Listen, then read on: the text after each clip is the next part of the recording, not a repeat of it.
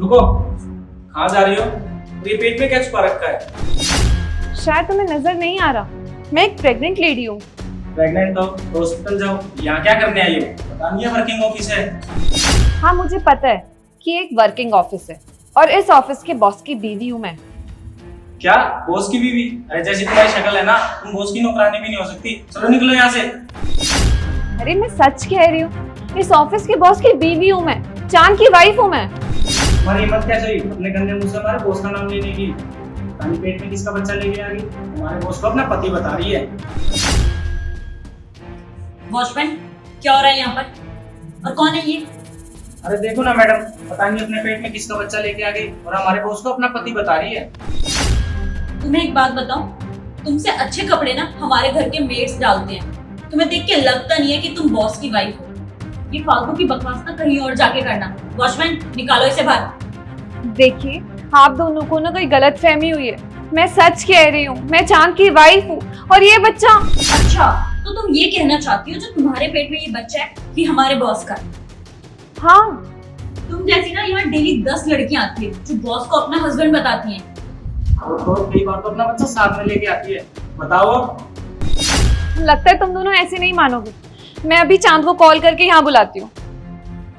हाँ हाँ, करो कॉल।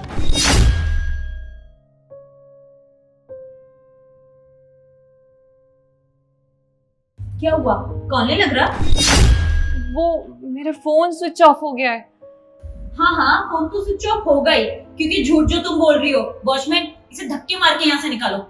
ठीक है मैडम, अभी निकालता हूँ। चल निकल यहाँ से। तुम्हारी हिम्मत भी कैसे हुई मेरी बीवी को धक्का देने की? सर मुझे तो श्वेता मैम ने बोला था। तुम ठीक हो ना? हाँ, मैं ठीक हूँ।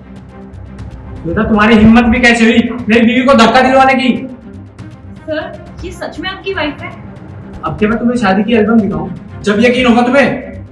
चांद, यही बात तो मैं इन दोनों को कब से समझाने की कोशिश कर रही हूँ, लेकिन ये दोनों है कि मेरी बात समझने के लिए तैयार ही नहीं है।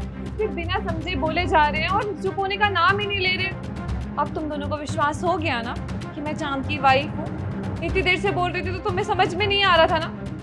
तुम दोनों कितने बदतमीज हो। तुम लोगों ने मुझे धक्का दे दिया, ये भी नहीं सोचा कि मैं एक प्रेग्नेंट लेडी हूँ। अगर मैं गिर जाती तो मेरे बच्चे का क्या होता? अगर उसे कुछ हो जाता तो? तुम दोनों सच में बहुत ज्यादा बदतमीज हो। चांद, तुम्हें पता है इन्होंने मुझे क्या बोला?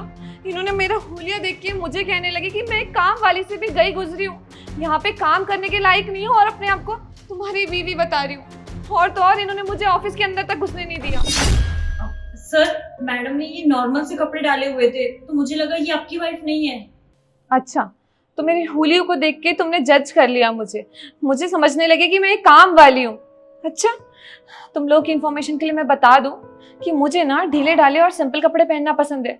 और वैसे भी मेरी प्रेगनेंसी की वजह से मैं लूज कपड़े ही पहनती हूँ आजकल।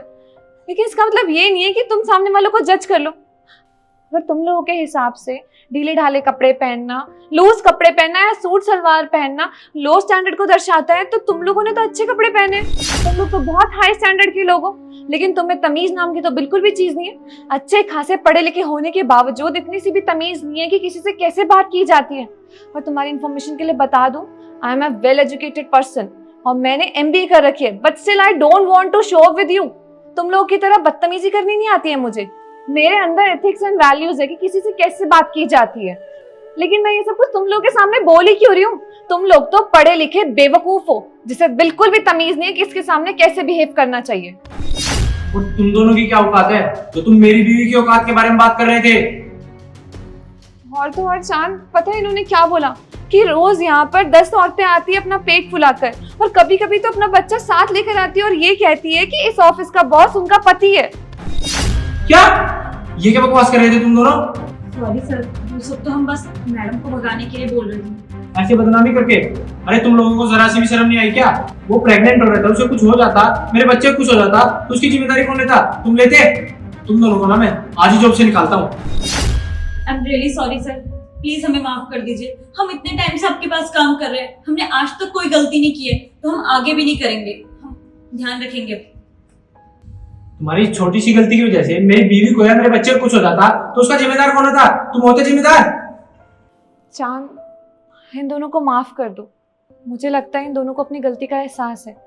आज के बाद ये ऐसी बदतमीजी किसी के साथ नहीं करेंगे, स्पेशली किसी प्रेग्नेंट लेडी के साथ तो बिल्कुल भी नहीं करेंगे। और वैसे भी मैं नहीं चाहती कि मेरी वजह से किसी की नौकरी चली जाए, इनके भी तो बाल बच्चे होंगे। आप इन्हें दूसरा मौका दे दो, उम्मीद है इनको समझ में आया होगा। ठीक है, मैं आज तुम्हारे कहने से इन दोनों को माफ कर रहा हूँ, वरना तुम दोनों को मैं आज के आज ही धक्के मार के निकाल देता। अब मेरी शक्ल क्या देख रहे हो, निकलो दोनों।